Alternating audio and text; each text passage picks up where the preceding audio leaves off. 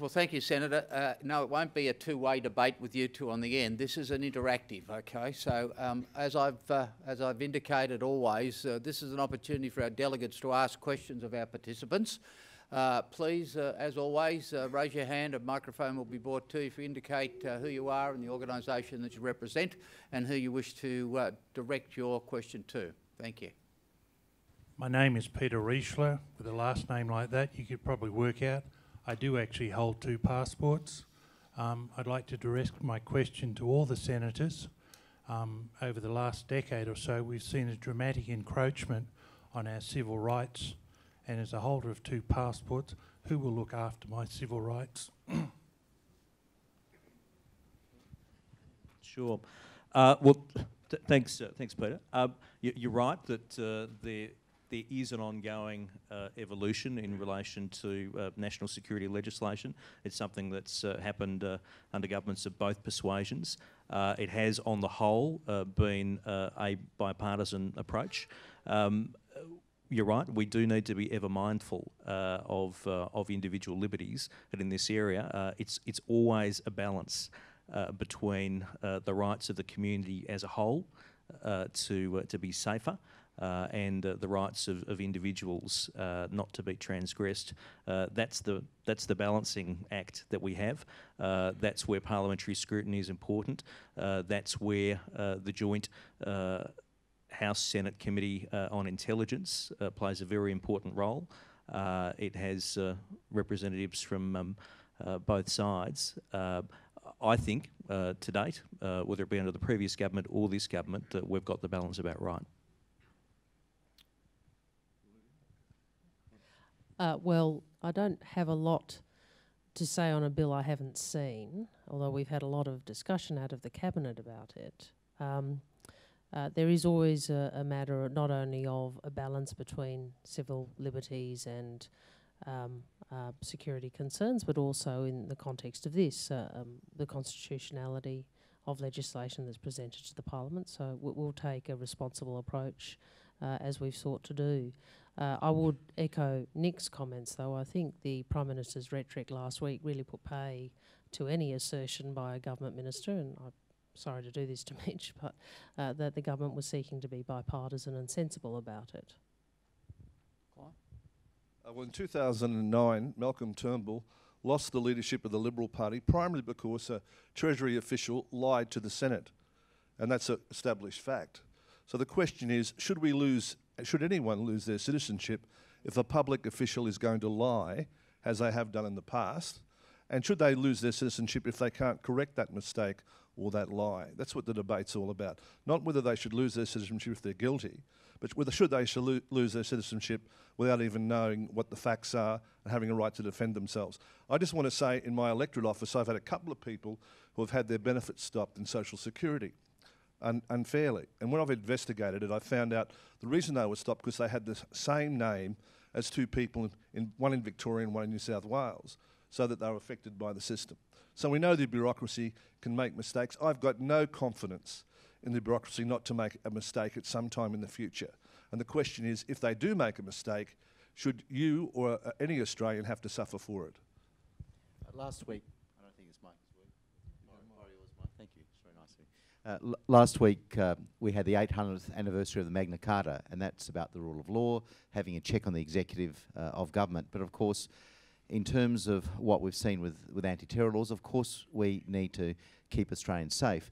But if anything, my criticism of Mark Dreyfus and the opposition is that Section 35P, which was passed in terms of our anti-terror laws, makes it an offence for journalists to report on a special intelligence operation, even though it may well be in the public interest to do so if the operation was botched and if there are issues in respect of that operation that are in the public interest for the public to know about. I think that's an issue that concerns me. And in terms of the metadata legislation, which was also passed, I wish that we saw, and I moved these amendments, but they weren't successful, the sort of safeguards they have in the United States, where there is an oversight, where there are some checks and balances before a journalist's metadata and a news organisation's metadata is obtained, because I do not want that legislation to have the chilling effect I suspect it will have in relation to journalists doing their job and dealing with whistleblowers, because such is the broad reach of metadata laws. So in terms of your concerns about dual citizenship, you know under the Constitution you can't run for Parliament. You'll have to revoke your other citizenship if you want to run for federal Parliament. He's what? It's okay. He doesn't want to run for Parliament. He's a very wise man. So the issue is this. Let's see what the legislation says. I think the sort of talk last week where Mark Dreyfus was attacked was really quite irresponsible, and I think we need to shift it not from a debate, not just about due process, but will stripping citizenship of someone fighting for a terrorist organisation overseas actually make Australians safer, because they may not be on our soil, but they could wreak havoc somewhere else. I'd rather they be under lock and key here. Thank you. Other questions? I have one then, exercising my prerogative. More so to our guests at the end here. The electoral system in Australia over the last several years has seen substantial change, and everybody's made reference to the fact that minor parties, micro parties, have now had the opportunity to see people elected to, in the Australian case, to the Senate. This has triggered some argument about whether or not somebody who gets 0.22% of a vote somewhere, but through preference wrangling, suddenly ends up as being an elected representative. And did the people of Australia really vote that way? I just, in the light of the comments that you've both made, do you have a broad comment about, and particularly, Nick, since you sat on the Electoral Reform Committee and oversaw some of the recommendations that came from that, do you have a view as to how the question of democracy can be entrenched, but at the same time, what would appear to be the people's will is also seen to result in people being elected in the way that people actually voted for them? Clive, please. Well, the question really is, does anyone have the right to interpret, you or me, what the people's will is? Because we don't know. That's supposition. And the way information's controlled in Australia, it's really limited. We've got a lot of propaganda from a centralised media organisation. Democracy means about people expressing their will in the ballot box and how they vote. And our elections are really on how people vote. A large number, the majority of Australians, may not like the fact that there are minor parties, but that doesn't mean they should squash them. That doesn't mean they should make it mathematically impossible for them to be elected. And they all go to one example of one person that was elected with 0.5% of the vote. The rest of them weren't. My party got 5.6% of the vote. I got 50.3% of the vote in my elected. Well, D.O. Wang got 5.6% in Western Australia. At the second Senate election, he got 12.8%, right? So should we have a system where people like that can't be elected? Should we interfere with the system? Do we shoot the umpire at the end of the... Oh, I'd like to shoot the umpire at the end of the state of Orange, but do we? You know, we don't. We're a fair country, and we believe in a fair go. If we lose, and if we've seen the Labor vote decline in recent years, we've seen the Liberal vote decline in recent years. So what the Liberal Party and the Labor Party should be doing is coming up with policies that will allow them to attract that support again, not trying to fix the system and squeeze other people out from participating, because that's not what democracy is about. And what's more important than me getting re-elected, Penny, or anyone here being re-elected, is democracy in this country and the long-term future of the nation. We don't want to go to a one-party system or a rigged system where only two parties can cooperate, because the balance of ideas is what's more important to this country. Diversity affects those ideas, but you don't want to interfere with the people's will. Just before Nick comments, I think Penny and the Minister have to get back on duty pretty quickly. So just a passing comment. Just, I think. Well, I think I really addressed it in my speech. You know, the reality is, regardless of your partisan views, a number of million of Australians voted for non-major parties. Second, I think there are very significant recommendations in the JSCAM which really require a lot of consideration, because I think, as that committee pointed out, and I know Nick's comments today, these would be the largest changes in many years, and they're not changes that we should be rushing to. Thanks, Stephen. And I just add, I don't think anyone is reflecting on the individual minor party senators who were elected at the last election. They were elected according to the rules. Whether people like the rules or not is a separate matter, but they were elected according to the rules as they were. As a matter of good practice, I think it's appropriate that the Joint Standing Committee on Electoral Matters reviews the conduct of each election. We as a government haven't taken a decision as to what our response to that report will be. But I just come back to the 2 points. The senators, one, according to the rules, and it's good practice to examine elections after they've been held, and we will carefully consider the recommendations of the Joint Standing Committee. And of course my colleagues won according to the rules, but the rules need to be changed because this is about a voter putting number one above the on the box for the Greens and finds that their preferences go to the climate skeptics ahead of people that actually support action on climate change. Getting rid of preference whispering is as easy as 1, 2, 3. Allowing people, requiring people to vote 1 to a minimum of 3 above the line, and as many more above across the line in terms of the group, in terms of the party groups or the individuals running, or below the line at least 12.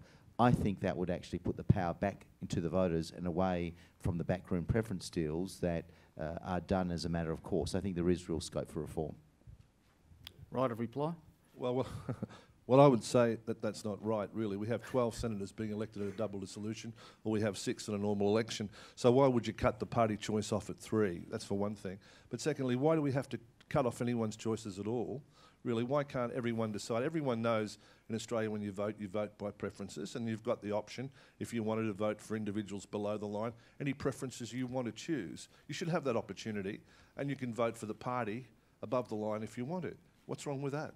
Except that it could be argued that the Australian public don't know that there's a preference wrangler or there's a group of deals being done amongst micro parties out there that ultimately will see somebody with a low vote get elected. Well, that's not true because there is a group voting ticket. It goes on the AEC website and it shows them exactly who they're voting for at that time, please. right? And Ask anyone here, have they been on the AEC? Yeah, not only that, it's also up in polling booths, Stephen. Yeah, I Seriously, remember do it you well. look? Do you look at all? I mean, you would have known, but seriously, I looked at yours, Nick. I looked at yours, and I thought you'd put us down the bottom. I thought this is a bad guy. You know? Yeah, that's right. That's right. But This is a really bad guy to put us so low least down the bottom. At least the feeling's mutual. I like him. He's a nice guy. I love his haircut. Yeah. He's got And I better don't colour dye than my. I am. You can apologise for saying I dye my hair. You don't dye, see. He doesn't. I guarantee I withdraw that unreservedly. You know? Thank you. I don't dye mine, unfortunately. You know, so. Look, group, I think there is scope for reform. I think the Labor Party is nervous about these changes because I think they're actually nervous about having optional preferential voting in the lower house, which they see would be very disadvantageous to them. So that may be part of the rationale for their reluctance to go along with this. But I think that people, you know, the group voting tickets, most Australians, when they're voting, don't understand where the preferences go. So maybe it's a question of greater education. But at this stage, I'm not optimistic that there will be a sensible reform. I think we'll probably have the status quo. Yeah, but the other thing I'd just like to say, if I can, Steve, is that this is really a minor issue. The major issue is about the country and the economy and what we're doing. We don't want to just focus and change the system every time. We want to focus on how we can get more jobs, more economic growth. That's what your committee wants to look at. That's what is important work we need to do. You know, making Australia a better country for all of us, creating more economic wealth in Australia. That's what we should be doing, I think. This is just a distraction. I have time for one final question. Anyone besides me? Otherwise we'll be here all afternoon. Thank you. Great. Aaron Willens from the National Australia Bank. Question for you, Mr. Palmer, but also welcome Senator Xenophon's views on this. You bemoan the quality, really, of some of your peers in the House, yet you're talking about lowering superannuation for those members, and presumably for the APS as well, given your views. The defined benefit scheme has already been, was ended a number of years ago. So really, what is your proposal to increase the quality of people being elected into public life? And how can that be made more attractive for those who are interested, particularly from those in the business community? Well, I think if we look at the United States or some other countries, we see that public service is a very important thing, and you've got a lot of important people in the United States that have been heads of larger companies or corporations or public service bodies that work for $1 in Washington heading up various departments. I think that's a very amicable situation. In Australia, most of our heads of departments come from the departments themselves. They may have started 40 or 50 years ago in the department and worked their way to the top. So I think we need to have that interaction with the community and the emphasis should be on public service. About superannuation, I asked the question, suggested that the entitlement age for superannuation for politicians should be the same as the entitlement age for the pension, but that wasn't received very well by members of the House. I thought it was the quickest way we could get the pension age down to 39. But anyway, that didn't work. So 35, he wants 35. Yeah, some have been that young. But I mean, the emphasis should be about serving our country, not how much money we get. I mean, I personally, because I can afford to do it, donate my salary to charity, because I don't believe you should be paid if you can afford to serve the people of Australia. You shouldn't be paid for it. You know, it's a real privilege and honour. And just like I don't think people should be career politicians, I think they should come in for 1 or 2 terms, and you know, once you've given your ideas, made your contribution, you should get back on with normal life.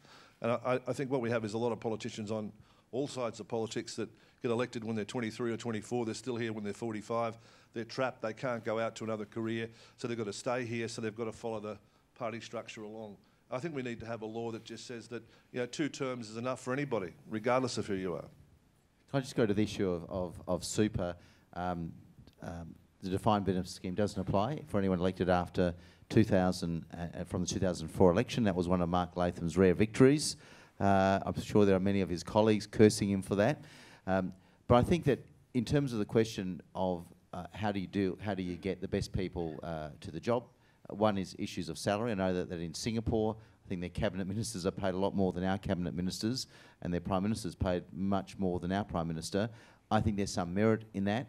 But there's also a more radical proposal, whether you have a hybrid system in terms of the US, where the executive, the minister, the cabinet secretaries, the ministers in effect are appointed by the president directly. Whether you could constitutionally have a system, and it would probably require a constitutional amendment, whether you would have some ministers appointed from outside the parliament, but they would still be subject to scrutiny through a parliamentary committee process or a question time. Now, that would involve a constitutional amendment, but that's the sort of debate that we need to have, because if we don't start talking about it, it'll never happen. So I think we do need a more radical change in the way that you can pick the best of the best on a non-partisan basis to serve the ministry. But given the history of constitutional reform in this country, it'll be a long time coming, and it would need bipartisan support. I think there's a few people in this room that put their hand up for that, Nick, to be honest, and would be very successful at doing so. Ladies and gentlemen, could you please thank our 2 guests for their honesty